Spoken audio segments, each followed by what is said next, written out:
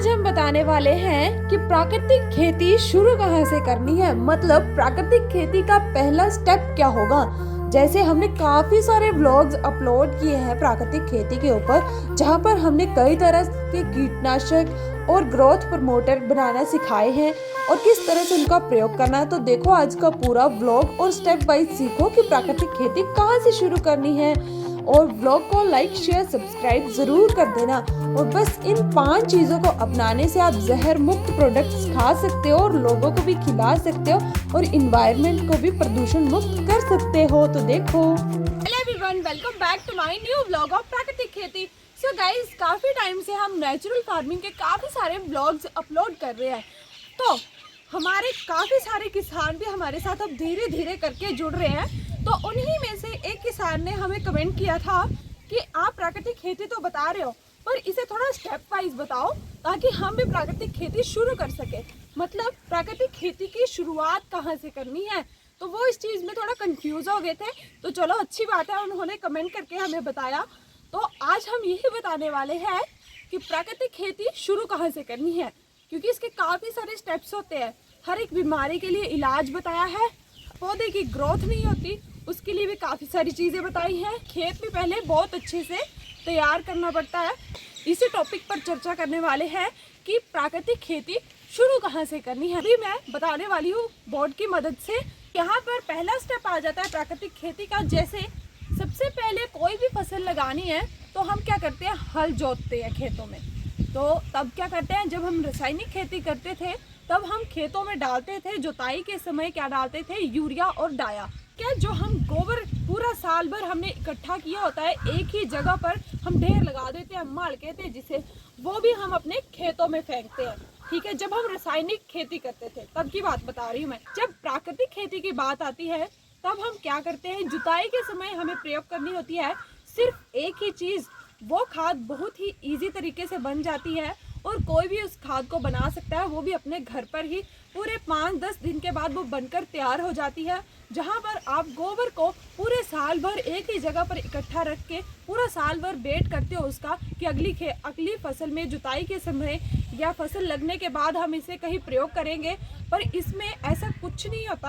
आप देख सकते हो कि जुताई के समय हमें प्रयोग करना है घनजीवामृत। तो घनजीवामृत की मैंने काफी सारी वीडियोस भी बनाई हैं, आप वीडियोस भी देख सकते हो। तो थोड़ा सा मैं आपको बता दूं, यहाँ पर आपने इसमें क्या क्या लेना पड़ेगा। आपको इसके लिए सामग्री क्या होगी, बेसन, गोबर, गुड़, गौमूत्र और मेड़ की मिट्टी। तो इन 5 चीजों का ही आपको प्रयोग करना है और पूरे 10 दिन बाद आपका जो घनजीवामृत है वो बनकर तैयार हो जाएगा। फिर आप उसका प्रयोग कर सकते हो अपनी फसलों में, जुताई के समय भी प्रयोग कर सकते हो और जब फसल लग जाती है उसके बाद भी आप उसका प्रयोग कर सकते हो। हमारे खेत बिल्कुल फ्लैट होते हैं, हम फ्लैट खेतों पर ही खेती करते हैं।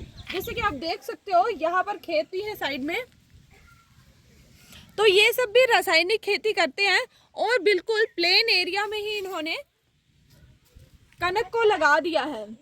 खेती करते हैं तो प्राकृतिक खेती में हम कभी भी फ्लैट सरफेस पे कोई भी फसल नहीं लगाते हैं। चाहे आपने फसल लगानी है, फल लगाने, सब्जियां लगानी है, ये सारी चीजें हमारी किस पर लगती हैं, बेड्स पे।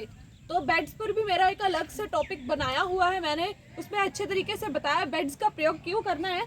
पर यहाँ पर भी आपको बता दूं कि बेड्स क्यों जरूरी होते हैं। जुताई के बाद आपने क्या डाल दिया, घनजीवामृत। सेकंड स्टेप आ जाएगा कि आपने किसका निर्माण करना है, बेड्स का।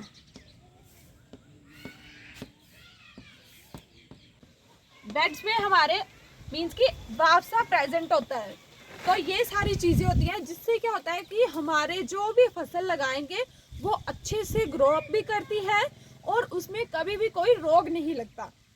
जैसे आपकी फसल पीली पड़ जाती है और यहाँ पर नजर मार लो, यहाँ पर भी काफी सारे लोगों की फसलें जो है वो पीली पड़ चुकी हैं। तो वो किसके कारण, फ्लैट एरिया के कारण भी होता है और कई बार कुछ कमियां हो जाती हैं कि कुछ तत्वों की कमियां हो जाती हैं हमारी फसल में, उसके कारण भी होता है। बट यहाँ पर प्राकृतिक खेती में बेड्स जो है प्रायोरिटी है, आपको बेड्स बनाने ही पड़ेंगे। जब हम बेड का निर्माण कर लेते हैं, इस तरह से हमारा बेड बनेगा। मान लीजिए ये खेत है तो यहाँ पर एक बेड बनेगा। बेड का मतलब होता है आपने इस प्रकार से मिट्टी का एक ढेर लगाना है, फिर उसे फ्लैट कर देते हैं। इस टाइप से ये मिट्टी का ढेर है और इसे फ्लैट कर देते हैं और साइड साइड में निकलती है नालियाँ, जहाँ से नालियों के थ्रू इस बेड में पानी लगता है। बेड पर पानी नहीं डालेंगे, नालियों के थ्रू इस बेड को पानी लगता है और इसी बेड के ऊपर फसल लगाई जाती है। कोई भी फसल या सब्जियां कुछ भी है वो इन्हीं बेड्स पर लगाई जाती है। हमने भी अभी अपनी फसलें जो भी हैं सब्जियां उनको कन्वर्ट कर दिया है बेड्स में, क्योंकि हमें भी दिख रहे हैं अभी बेड्स के बेनिफिट, तो इसलिए अब हम ये गलती दोबारा नहीं दोहराएंगे। हम अब बेड्स का ही निर्माण कर रहे हैं। बीज अमृत। अब बीज अमृत क्या है, हमने अब बेड्स भी तैयार कर लिए हैं और घन जीवामृत भी डाल दिया है। हमारा मतलब खेत अब अच्छे से तैयार हो गया। अब खेत में अब हमने कोई छेड़खानी नहीं करनी है, अब हमने बढ़ना है बीज की तरफ। अब हमने बीज भी तो लगाना है। तो जैसे कि मैंने आपको कहा कि बीज के लिए यहाँ पर क्या बनती है, हमारी एक घटक होता है जिसका नाम है बीज अमृत। आपको क्या लगता है ये क्या होगा? तो ये होता है बीज के लिए अमृत के समान, क्योंकि इससे क्या होता है, बीज की जो बीजारोपण की शक्ति होती है ना वो काफ़ी ज़्यादा बढ़ जाती है और रोगों से भी लड़ने की इससे क्या मिलती है, शक्ति मिलती है। और क्या होगा, जो भी हमारे मतलब कई बार ऐसा होता है ना, हम इतना महंगा बीज लेकर आते हैं और हम सिंपली लगा दें तो वो कई बार उगता भी नहीं है। बट जब हम बीज अमृत में डिप करके लगाते हैं वो बिल्कुल अच्छे तरीके से हर एक बीज उगाता है। मैंने ये प्रैक्टिकली भी करके देखा। अगर आप ये बता दो कि इसे किस तरह से तैयार करना है, चीज़ें हैं गौमूत्र प्लस गोबर प्लस मिट्टी प्लस चूल्हे की धूल प्लस पानी। इसे आपने अच्छे से मिक्स करना है। पूरे 24 आवर्स के बाद बनकर यह स्प्रे आपकी तैयार हो जाएगी। फिर आपने एक पोटली में बांधकर बीजों को, जो भी आपने बीज लगाने हैं, इस घटक में डुबाने हैं अच्छे तरीके से। जब वो डिप हो जाए अच्छे तरीके से तो उसे निकाल कर छाया में ही सुखाने के लिए रख देना है। अगर आप छाया में सुखा कर नहीं लगाते हो तो क्या होता है कि वो बीज गीले होंगे, जिससे क्या होता है कि फंगस लग जाती है आपके बीज को, जिसकी वजह से जो पौधा है वो खराब हो जाएगा, वो बीज वहीं पर मर जाता है। तो हमेशा बीज अमृत में डिप करने के बाद बीज को अच्छे से छाया में सुखाना है, उसी के बाद खेत में लगाना है। जो हमने घन जीवामृत भी डाल दिया, बेड्स भी बना लिए, बीज अमृत भी मतलब बीज अमृत में भी डिप कर दिया, सारी चीज़ें हो गई हैं। अब हमने बीज को भी लगा दिया है बेड्स पर। थोड़े दिनों के बाद हमारा क्या होता है, बीज निकल आता है, क्रॉप हो जाता है अच्छे तरीके से। तो अब हम क्या करना चाहते हैं, इस पौधे की ग्रोथ करना चाहते हैं कि ये पौधा जल्दी से उगाए। रासायनिक खेती में हम क्या करते हैं, पौधे की ग्रोथ के लिए लोग क्या डालते हैं यूरिया।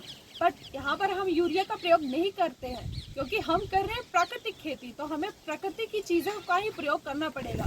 तो उसके लिए आ जाता है हमारा एक घटक है, वो है जीव अमृत।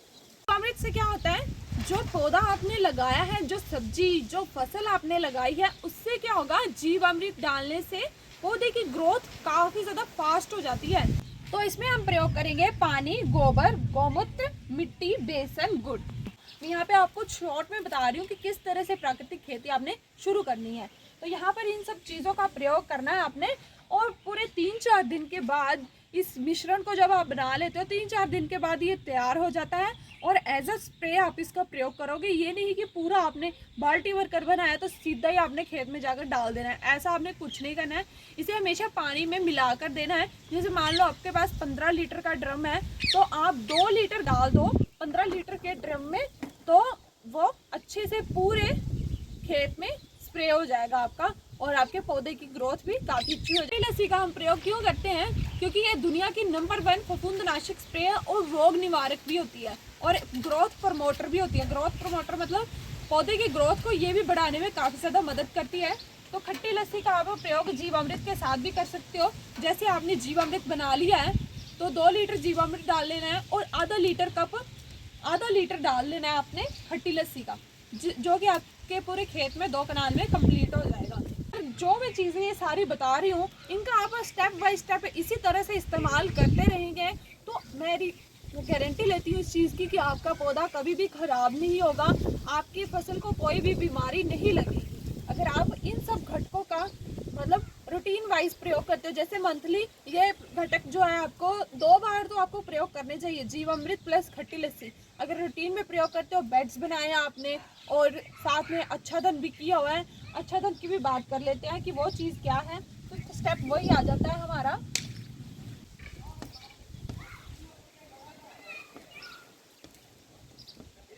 अच्छादन की हम बात कर लेते हैं कि अच्छादन क्या होता है। जैसे आपको मैंने बताया कि हमने फसल लगाते हैं प्राकृतिक खेती में, बेड्स पर ऊपर हमने फसल लगाई है, काली है नालियाँ, तो इन नालियों में जाता है पानी। जैसे आप हफ्ते में एक बार पानी लगा रहे हो, महीने में एक बार पानी लगा रहे हो, तो प्राकृतिक खेती में सिंचाई भी आपको काफ़ी कम करनी पड़ती है, क्योंकि हम प्रयोग करते हैं अच्छादन का। तो अच्छादन इसे ही कहते हैं जो सूखे सूखे पत्ते होते हैं इस प्रकार से, जैसे ये पराली है धान का जो होता है ना वो, और ये सूखे पत्ते, तो इन पत्तों को हमने क्या करना है, जो नालियाँ बनी होती हैं उनमें हम इन्हें डाल देते हैं, जिससे क्या होता है कि सूर्य की जो किरणें होती हैं वो डायरेक्ट इस पे हमारी धरती पर, भूमि पर नहीं पड़ती हैं, जिससे क्या होता है अगर आपने यहाँ पर पानी दिया होगा, अगर यहाँ पे आपने अच्छादन डाला है तो किरणें पानी पर नहीं पड़ेंगी और पानी भी नहीं सूखेगा। मतलब पानी को स्टोर करने की काफ़ी ज़्यादा क्षमता बढ़ जाती है और सारी चीज़ें यहाँ पर क्रिएट हो जाती है जो कि हमारे पौधे को चाहिए होती है। सो अच्छादन भी काफ़ी इम्पोर्टेंट स्टेप है हमारी प्राकृतिक खेती का, तो इसे भी ज़रूर अपनाएं और पानी की जो क्षमता है उसे भी मतलब कम हो सकती है फिर आपकी। जैसे कई इलाकों में, जैसे हमारे इलाके में भी काफ़ी ज़्यादा पानी तो भगवान जी पर डिपेंड है, तो आज बारिश होनी है, पता नहीं अब होगी कि नहीं होगी। तो अगर अच्छादन किया हो तो पानी की कोई समस्या नहीं रहती, हमारी फसल बिल्कुल अच्छे तरीके से चलती है। ये जो 5-6 स्टेप मैंने 5 स्टेप बताए हैं आपको, पहले सबसे पहले हमने आपको बताया घन जीवामृत, उसके बाद मैंने बताया बेड्स क्यों बनाने हैं सारी चीज़ें, उसके बाद मैंने बताया बीज अमृत की, अब बीज लगाना है तो अब उसमें क्या करना चाहिए कि बीज अच्छे तरीके से उगाए और रोगों से भी लड़ने में उसे क्षमता प्रदान हो, और उसके बाद बताया जीवामृत प्लस खट्टी लस्सी, उसके बाद अच्छादन। तो ये 5 स्टेप्स मैंने बताए हैं आपको, तो ये काफ़ी ज़्यादा इंपॉर्टेंट स्टेप है। अगर आप इसे अपनाते हो तो आप प्राकृतिक खेती में सक्सेसफुल हो, ये बात आप जान लो। रोगों से भी अपनी फसल को बचा सकते हो और अपना जो खर्चा है उसे भी बचा सकते हो और खुद को भी बचा सकते हो और अपने इस हेल्दी इन्वायरमेंट को भी बचा सकते हो। तो इतनी सारी चीज़ें बस ये 5 स्टेप फॉलो करने से हो सकती हैं। ये कोई मतलब इम्पॉसिबल काम बिल्कुल नहीं है। रिजल्ट्स मैं आपके साथ पेश करती रहूँगी और अभी भी कर रही हूँ। तो आज हमने आपको ये थोड़ा थ्योरेटिकली कंसेप्ट से बता दिया है, कल आपको प्रैक्टिकली भी दिखाएंगे कि वाकई में खेत में क्या क्या प्रक्रिया चल रही है प्राकृतिक खेती करने के बाद, क्या हमारे खेत डाउन है कल वाले हैं उनसे या अप है। तो ये सारी चीज़ें आपके साथ में शेयर करती रहूँगी और ये स्टेप आपने ज़रूर फॉलो करने हैं। तो बाकी अगर आपको डिटेल में वीडियो चाहिए तो काफ़ी सारे अपलोड्स हैं, वो भी आप देख सकते हो।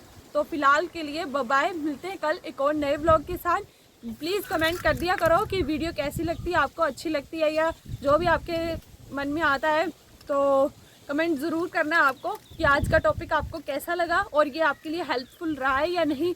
फिर भी आपके मन में और कोई भी डाउट होगा तो आप कमेंट सेक्शन में पूछ सकते हो कि ये चीज़ रहेगी, ये कैसे करनी है, जो भी होगा ठीक है, बट पूछना अपने नेचुरल फार्मिंग से ही रिलेटेड, जो कि मुझे ज्ञान हो बस उस चीज़ का।